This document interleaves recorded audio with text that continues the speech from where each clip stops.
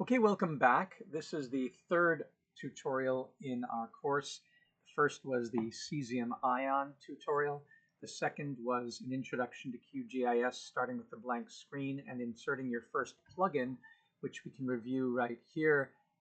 Plugins, manage and install plugins. And we went to Quick Map Services. We installed that one, and having that, we were then able to get a map very quickly by going to Web, Quick Map Services. We made sure that we'd hit Settings and gone to More Services the first time we did so, getting the contributed pack. And then when we go to Web again, we have all of these possibilities for different maps that we can quickly add. I go to Google Hybrid, I put that in first, and I like to go in and put in a Google satellite that doesn't have any of that information, and that way if I have zoomed in on an area and I see all the roads, and if I don't want them, I just untoggle that layer and see the satellite image underneath. And of course you can add all sorts of maps like this. I'm going to add, for example, the Google Roads and bring that to the top of the stack so that it's on top and can be seen. Then you see the roads are there, and you see them in the hybrid view, and then you see just the satellite. Okay, all very good, but as we showed in the last tutorial, when you try to locate something like, for example, the Tour Eiffel in France, nothing shows up using the locate bar. So the only way to get information in was to go to, for example, to Google Maps, map.google.com, and I had typed in, I can zoom out here so you can see this at work. This is true geocoding, so I could go souk in Marrakesh, and it jumps in, and there's several of them, and I wanted the Gemma El Fna, which is where the cobra snake charmers are down here, and the monkeys and the musicians and the spice markets. So if I have that, I can right click, take the latitude and longitude and copy them to the clipboard, and then go into QGIS down to the locate bar at the bottom, paste those in. But before I search for them, make sure my scale, this is very important, is set small enough, like 1 to 2,500, and then click on this and go to those coordinates, and bang, we're in the Gemma El Fna. But wouldn't it be nice if we could do all of that without leaving QGIS? We shouldn't have to go out to Google Maps and then click and get coordinates and then bring them in. We should be able to do it, since we are attached to the internet, right from QGIS. And there's a plugin, our second essential plugin, that we're going to go over today that allows us to do that. It's called Geocoding. So if you go to Manage Install Plugins again, and this time type in Geocoding, there's a list of the geocoding plugins. Be careful not to get Google Maps Geocoder. I've tried. It does require an API key, which I successfully got for free. That took a bit of time just to locate that, put that in, and then it still doesn't work well. So ignore Google Maps Geocoder. Just use geocoding for now. Reinstall that plugin or install that plugin, and it's there. And then where that's going to show up is not under Web as your Quick Map Services did. No, it shows up under Plugins. So this is the first of our plugins that shows up under Plugins. The first plugin that we used, Quick Map, shows up under the Web. All right, so it shows up as these binoculars, and then you go to Geocoding, and it says Find Address. So if I put in 22843 Hale Road, Land O'Lakes, then we should get to Rosebud Continuum, which is where I am making this video.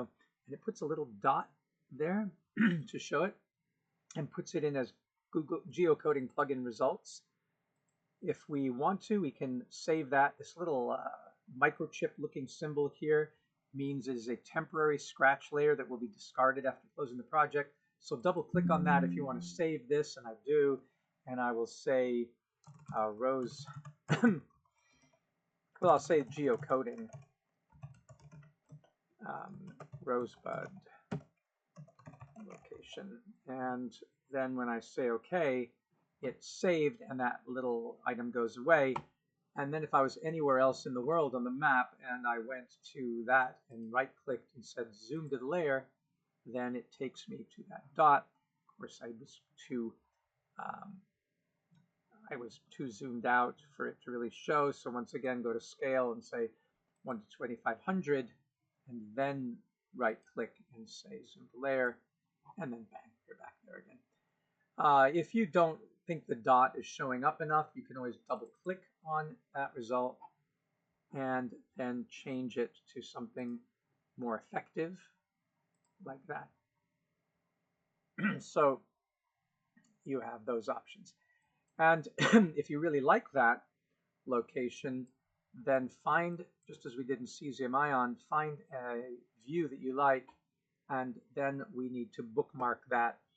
And so I go to View, and remember we had done New Spatial Bookmark and put it in that way. That's one way to do it. The best way I've found is when you start your session, go to View and not only show spatial bookmarks, they'll show up under your browser here. These are the ones that we have so far. But also to put the bookmark manager, show spatial bookmark manager, that shows up down here. And then you can easily bookmark this by adding it using the add group. No, we don't want to add group. Here, add bookmark.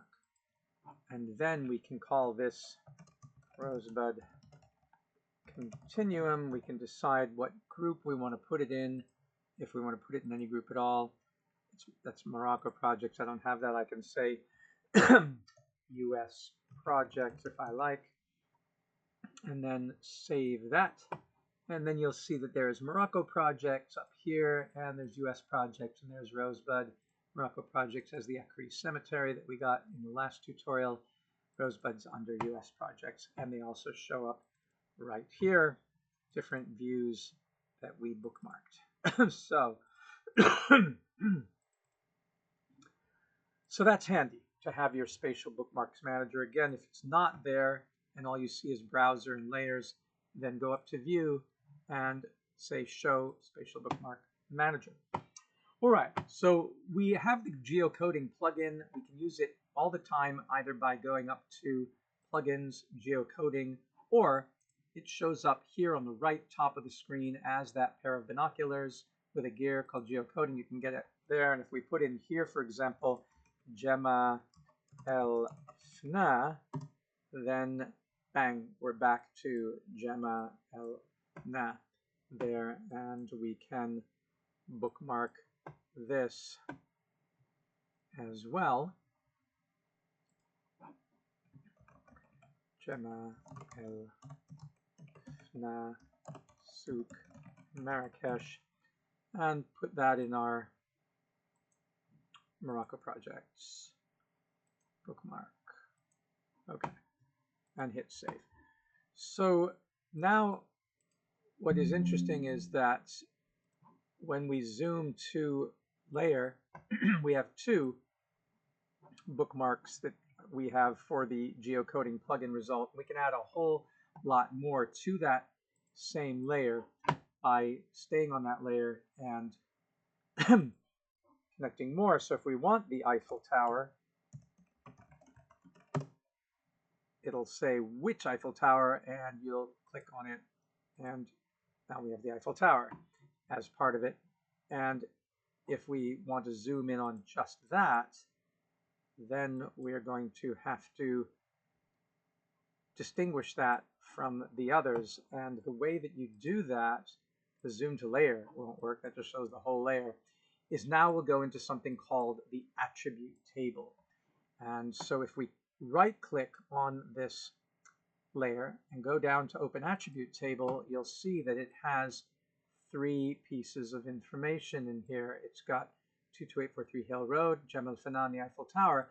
If I right-click on that and say Zoom to Feature, then we have the feature of Paris's Eiffel Tower there. But again, I keep having to stress that it's about the scale that you're zooming in on. So go to 1 in 2500, and now you're on that. Similarly, if you right-click and go to Open Attribute Table, and you want to go back to 22843 Hale Road, and you right-click and say Zoom to Feature, you're at that zoom level. And if you come in even closer to 1 in 500, and now open up the attribute table where the data is stored, and go to General Fana, right-click, Zoom to Feature, you're at that level of zoom. So geocoding is happening in that layer. Turn it off and they all disappear. Turn it on and they show up. So geocoding is very, very useful for being able to put points on the map. And because we had saved it, we will have it next time we open the map. I didn't bookmark the Eiffel Tower, and I probably should have. And so here's one thing you can do. See this little eye up here, identify features with this arrow. If you click on that and click on this, then you will see that it tells you the information that's available. And if I right click on that and say zoom to feature, it gets zoomed in and highlights. Of course, once again, I want to get close to it. And now if I want to bookmark that, I can go and enter a bookmark and say Eiffel Tower, Paris. And then I need to put in a new group, which is European projects, for example, and save it. And you'll see up here, there's now European projects with the Eiffel Tower. Up here in the browser, there's US projects with Rosebud, and there's Moroccan projects with a bunch of those. You can get to those very quickly there, but you'll also find them down here in the bookmark manager. The Eiffel Tower is now in there as well. So geocoding, marvelous thing to have as your second essential plugin. Now, what about that Google Maps plugin? While the one that's called Google Maps plugin doesn't work very well, this Google Maps geocoder, there is a Google Maps related geocoder called MMQGIS. And that is worth having. I'm not going to call that essential because, there it is, MMQGIS, because you have the regular geocoder, but some people really like MMQGIS, so I'll just show it here. I already had it. And when you have that, it shows up here, and you can geocode from within it, and it does a whole lot more, animating lines, animating locations, combining attributes, creating buffers. Geocoding, of course, import, export to CSV files. It's really worth having, modifying projections, search and select. So if you had a problem with your coordinate reference system, your CRS, then you could use MMQGIS. So really handy to have. I'm not going to call it essential, but you might as well get it. And if you did that, then you could geocode from street layer, but it's a little bit more complex than the geocoding that we had because it inputs a CSV file. It does a lot of work with CSV files. And so that's spreadsheet stuff, and we can get to that later on. Just wanted to make you aware that that is another geocoding feature that is available. But you'll do fine with plugins geocoding. That works just fine, and that is our second essential plugin that we need in order to navigate around the map. So what we've covered now is we've covered getting quick map services and adding maps to things. Might as well put in S3 map while we're at it. How about S3 boundaries and places? Put that up on top, and that defines the countries if you really want them. We can turn off everything else, and you can see what that consists of. That S3 map, if you're into borders and naming states, that's great for you, but it goes in on top of whatever map is behind it. That's kind of nice to have at times, particularly when you are looking at, for example, if you're looking at countries and you want to see where the dividing lines are, then the S3 map does that. So we looked at that, the different maps that are available under Quick Map Services. We then got our plugin and got geocoding and saw that we can identify, let's put Harvard, oh no, let's put in Muhammad VI. Muhammad VI Polytechnic, and hope that shows up. Again, we need to get our scale proper, and then I got to do it again. So Muhammad, if I spell it right, 6 Polytechnic, and it didn't see it as that. Sometimes it's known as UM6P. Let's see if it shows up. Is that University Muhammad VI? Yes, there it is with its solar roofs. And that is Muhammad VI. If we like that, then we will bookmark that as UM6P Muhammad VI Polytechnic University Pengerer, Morocco. And in our groups, let's set that as Morocco Projects and save it. It doesn't have a star unless I open up the star. There it is. Okay. So that's geocoding in brief.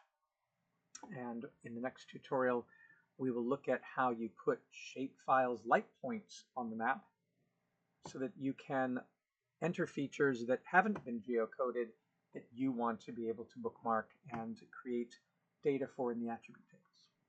All right. Thank you so much for watching.